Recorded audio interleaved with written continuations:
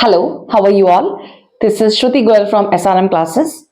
Now, in previous videos, we have done our government budget. Now, it's time to move forward with the next topic, next chapter of the macroeconomics, that is your balance of payment. Now, let's discuss what do you understand by balance of payment.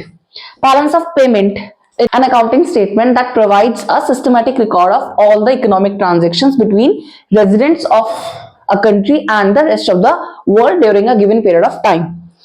As you have already seen on the board that accounting statement है, balance of payment क्या है, payment का balance रखना, right, जो भी लेन then होता है उसके बारे में क्या है, ये एक अकाउंटिंग स्टेटमेंट है. एज यू ऑल अंडरस्टैंड, आप समझते ही हैं, अकाउंटिंग स्टेटमेंट एक ऐसा स्टेटमेंट जिसमें सब लेन देन हिसाब का ध्यान रखते हैं, राइट. क्या प्रोवाइड करता है आपको? Systematic record. Obviously accounting statement है प्रॉपर, तो वो रिकॉर्ड करेगा सिस्टमैटिक मैनर में, राइट. बट किस चीज का? बैलेंस ऑफ पेमेंट यहाँ पे बात कर रहे हैं किस चीज का? देखो, गवर्नमेंट बजट में था, वो बजट बना रहे थे, इनकम एंड एक्सपेंडिचर एस्टिमेटेड कि आगे क्या होगा, राइट, और वो भी एस्टिमेटेड. बैलेंस ऑफ पेमेंट में पेमेंट का जो रिसीव हुआ, जो एक्सपेंडिचर हुआ, उसका हिसाब रख रहे हैं, राइट. तो यहाँ पे किस चीज का हो रहा है? इकोनॉमिक ट्रांजेक्शंस का हिसाब. अब ये इकोनॉमिक ट्रांजेक्शंस क्या है, पढ़ेंगे आगे. बिटवीन किसके बीच में?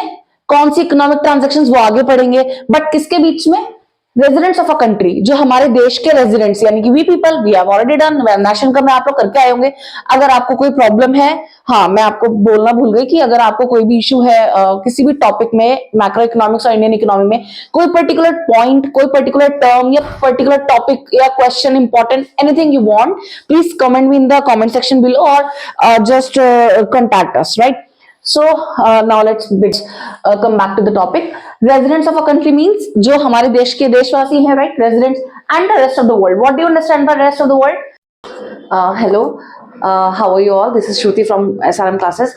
So now I want to tell you that कि मैंने ये वीडियो, ये लेक्चर कल रिकॉर्ड कर लिया था ऑलरेडी, बट इसमें कुछ टेक्निकल इश्यूज हो गए थे, लाइक वॉइस नहीं आ रही थी, एंड तो इसीलिए माइक बीच में बंद हो गया था, मुझे नहीं पता लगा.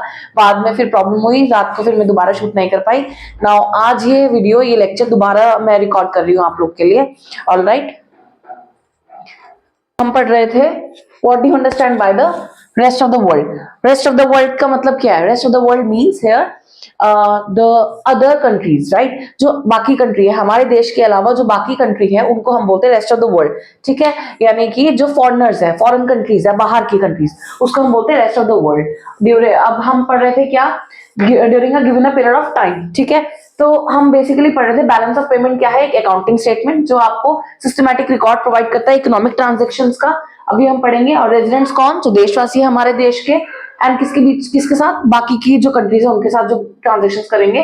कब? During a period of time means fiscal year.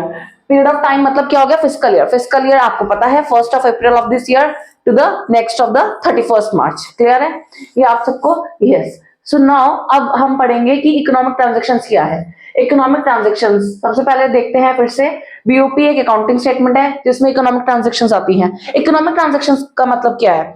Economic transactions का मतलब है जिसमें लेन देन, पैसा, मनी इन्वॉल्व है, राइट. जैसे गुड्स एंड सर्विसेज और एसेट्स एंड लायबिलिटीज है ना. सी, गुड्स एंड सर्विसेज का कैसे होता है? जैसे आप कोई भी सामान परचेज करने गए, कोई भी आप कुछ सामान लेने गए, तो उसके बदले में क्या आप पैसे दोगे, तो उसमें इकोनॉमी, मनी आ गए, ठीक है. तो उसको बोलते हैं, वो भी इकोनॉमिक ट्रांजेक्शन में इन्वॉल्व होता है. सर्विसेज हो गई, ठीक है, और एसेट्स लायबिलिटीज हो गई, ये सारी चीजें. बेसिकली इकोनॉमिक ट्रांजेक्शंस में 4 आइटम्स या 4 कंपोनेंट्स हम बोल सकते हैं इंक्लूड होते हैं. First one is visible items, second one is invisible items, third one is unilateral transfers and the fourth one is capital transverse. Visible items का क्या मतलब हुआ? विजिबल आइटम्स पता चल रहा है शब्द से ही, वर्ड से ही. Visible means which we can see, touch और फील, जिसको हम देख सकते हैं, छू सकते हैं और फील कर सकते हैं. वो हो गए गुड्स, सामान, ठीक है. इनविजिबल आइटम्स में क्या हो गया? जो हम देख नहीं सकते, we can just feel it, है ना, हम टच नहीं कर सकते. अब मैं आपको पढ़ा रही हूँ, आप देख तो रहे हो, लेकिन क्या आप इसको, मैं कोई सामान बेच रही हूँ, आप कोई सामान खरीद रहे हो, मतलब टच कर रहे हो? नहीं ना. यू कैन जस्ट फील कि मैं कैसा पढ़ा रही हूँ, है ना. डॉक्टर के पास गए आप, कंसल्ट करता है डॉक्टर आपको, राइट, आपको बताता है प्रॉब्लम क्या है, फिर उसका सोल्यूशन देता है. तो वो सर्विस प्रोवाइड कर रहा है आपको, बदले में कोई सामान थोड़ा ना बेच रहा है आपको, है ना. तो आप उसे सर्विस ले रहे हो, उसके बदले में आप पेमेंट करते हो, राइट. तो वो क्या? इनविजिबल आइटम्स में. Next one is unilateral transfers. Unilateral transfers का क्या मतलब है? यूनिलेटरल से ही मतलब पता चल रहा है वन साइडेड, एक तरफा। तो इसमें क्या होता है, इसमें सिर्फ ट्रांसफर्स होते हैं, चाहे तो अब्रॉड से इंडिया में या फिर इंडिया से अब्रॉड, ठीक है। तो टू एंड फ्रॉम मतलब क्या आ सकता है, इसमें गिफ्ट्स हो गए, डोनेशंस हो गए, बाहर से कोई हमारे लिए गिफ्ट लेकर आया, कोई रिलेटिव है बाहर रहते हैं, या कोई और ऑफिशियल गवर्नमेंट से यहाँ पे लेकर आया किसी के लिए, तो वो क्या हो गया, वहां से आया, from, unilateral transfer received from the abroad. और यहाँ से भी हो सकता है कि हम लेकर जा रहे हैं किसी और के लिए जो बाहर कंट्री में रहते हैं, तो वो भी क्या हो गया, unilateral transfers paid to the abroad. Next one is capital transfers. Capital transfers में कौन कौन सी चीजें आती हैं? Capital receipts and capital payments. बात समझ में आ रही है? कैपिटल रिसिट्स में क्या आते हैं आपके? रिसिट्स कुछ आया, क्या आ सकता है? आपने लोन लिया बाहर से, या आपने पहले भी पढ़ा गवर्नमेंट बजट में, ठीक है, तो वो क्या हो गया, पैसे आए, रिसीव हुआ, कैपिटल में आ गया, ठीक है। कैपिटल पेमेंट में आपने किसी को वहां से बाहर की कंट्री से लोन लिया हुआ था, अब उसको रीपे कर दिया, पेमेंट पैसा चला गया, कैपिटल पेमेंट में आ गया। क्लियर हो गया?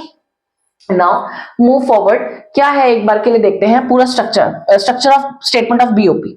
बीओपी का जो स्टेटमेंट है वो उसका स्ट्रक्चर देखते हैं कैसे, उसके कुछ पॉइंट्स है, कुछ नेचर है क्या बीओपी के स्टेटमेंट का। It is a double entry system, two sided है, ठीक है, डबल एंट्री सिस्टम है, दो जगह रिकॉर्ड होता है। तो टू साइड्स में कौन कौन सी साइड्स होती है आपको पता है? Debit side, another one is credit side. Clear? Debit side का क्या मतलब समझते हैं आप लोग को पता है?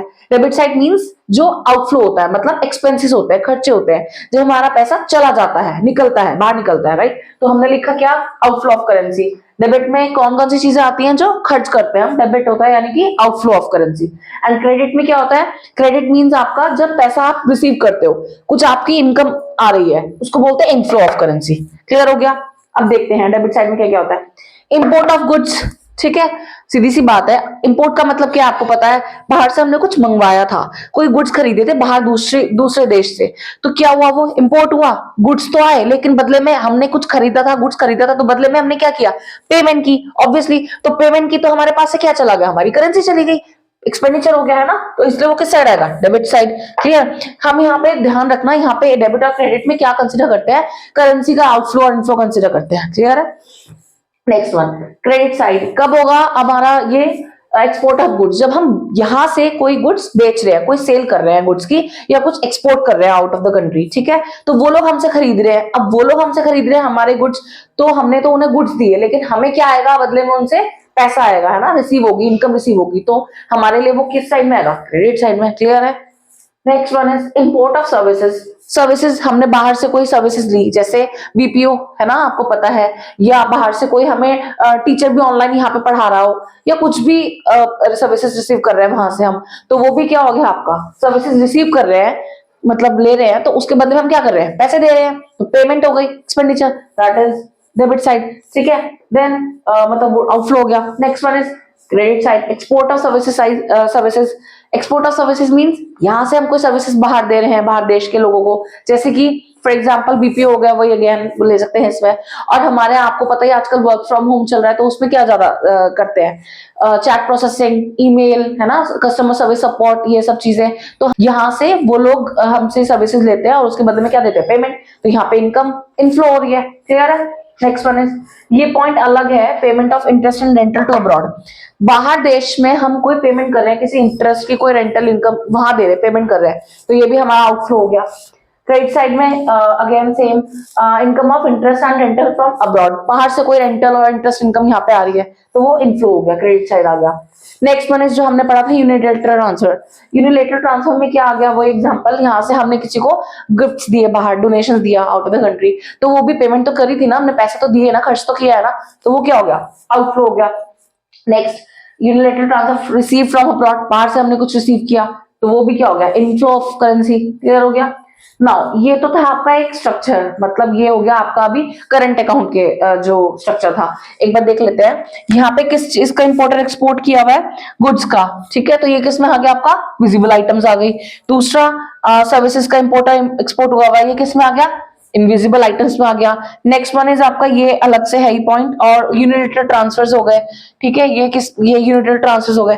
तो ये तीनों चीजें जो आती हैं, ये सारी चारों चीजें ये रेगुलर बेसिस पे होती हैं, इनकम एंड पेमेंट्स, है ना, गुड्स का लेन देन रेगुलर हो गया, काम ऑपरेशंस यानी कि काम का हिस्सा है, और सर्विसेज का भी और इंटरेस्ट और रेंटल भी रेगुलर टाइम रेगुलर चीजें होती है। लेटर ट्रांसफर कभी कभी होता है, बट नॉर्मल है ये भी, पेमेंट या गिफ्ट छोटे मोटी चीजें आ गई तो ये किस में आएंगे, आपके हमेशा करंट अकाउंट में।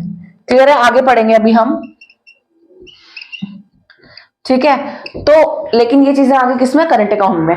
अब उसके बाद आता है आपका कैपिटल ट्रांसफर्स। क्लियर है, कैपिटल ट्रांसफर्स में आपके क्या क्या आता है, capital receipts and capital payments already discuss किया है हमने, वो मैं अगली पार्ट में करवाऊंगी। उससे पहले मैं इसका थर्ड पॉइंट करवाऊंगी आपको, जो नेचर है structure of statement of BOP का थर्ड पॉइंट करवाऊंगी मैं, और उसके बाद आपको इस स्ट्रक्चर को दोबारा बना करके उसके नीचे कैपिटल ट्रांसफर्स बताऊंगी उसमें क्या क्या आता है। क्लियर है, होपफुली आपको ये टॉपिक यहाँ तक क्लियर हुआ होगा, समझ में आया होगा।